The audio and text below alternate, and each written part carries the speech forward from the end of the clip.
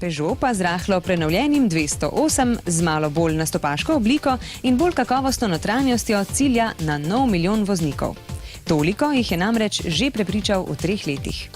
V bistvu je med vožnjo Peugeot 208 zelo prijeten. Za moj okus sedim malce previsoko, mi je pa všeč ta miniaturen volan kot v kakšnem gokardu, še vedno pa ne vidim merilnikov. In zato je za doplačilo sedaj na voljo projekcijski zaslon, ki potem pomembnejše podatke projicira tule zgoraj. Ampak ga ta avtomobil nima.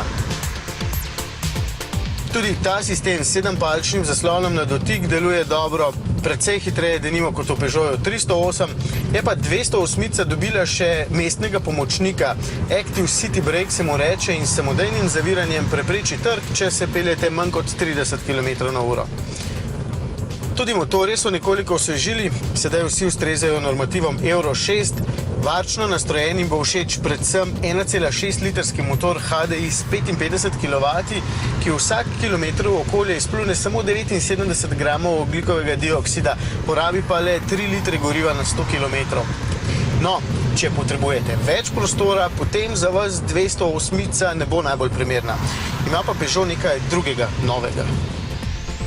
Tudi tega so malce osvežili, sploh spredaj izgleda bolj moderno s to večjo masko in z ostrejšimi linijami.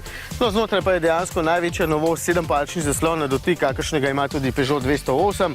Glede na to, da se s tem avtomobilom največkrat prevažajo družine oziroma otroci z ostrimi nohti ali pa je namenjen obrtniškim potrebam, so ga pošteno namučili še s testom vzdržljivosti. Tudi partner zna zdaj sam zavirati v mestnih prehitrostih do 30 km/h in tako prepreči morebiten trk. Motori so do 15% bolj varčni, dizelska ponujata 55 oziroma 88 kW moči, tudi 2 bencinska sta na voljo, no in po novem še električna različica, ki ima doseg okrog 170 km.